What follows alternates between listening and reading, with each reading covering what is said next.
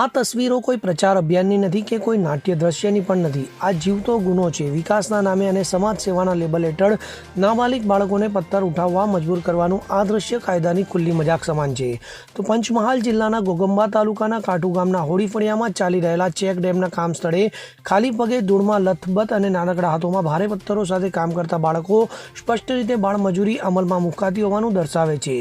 સૌથી ગંભીર બાબત એ છે કે આ કામ દાહોદ જિલ્લાની એક NGO સંસ્થા દ્વારા કરવામાં આવી હોવાની સ્થાનિકોમાં ચર્ચા છે। કાટુ ગામના હોળી ફળિયામાં ચાલી રહેલા ચેક ડેમના નિર્માણ દરમિયાન વિકાસની આડમાં બાળપણની બલી લેવાઈ રહી હોય તેવા દ્રશ્યો સામે આવ્યા છે। તો ફોટામાં એક નાબાલિગ બાળક પોતાના ખાલી પગે ભારે પથ્થરો ઉચકતો અને રબ્બલ ગોઠવતો નજરે પડે છે।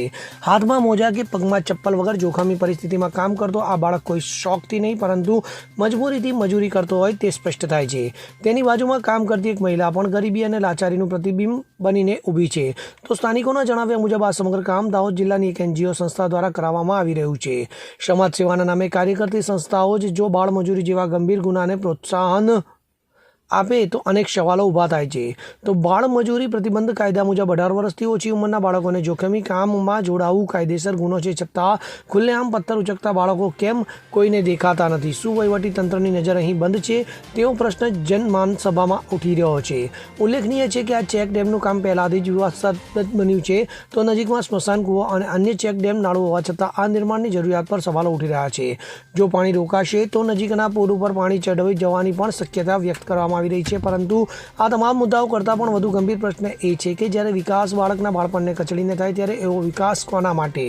હવે જોવાનું એ રહેશે કે જિલ્લા વહીવટીતંત્ર, શ્રમ વિભાગ અને બાળ સુરક્ષા એકમ આ ફોટાઓ અને હકીકતોને ધ્યાનમાં લઈને જવાબદાર NGO સામે બાળમજૂર અધિનિયમ હેઠળ તાત્કાલિક FIR કરી કડક કાર્યવાહી કરશે કે પછી બાળમજૂરીની ચૂપચાપ ચાલતી આ પ્રથા ફરી એકવાર પડદો ઢંકાશે?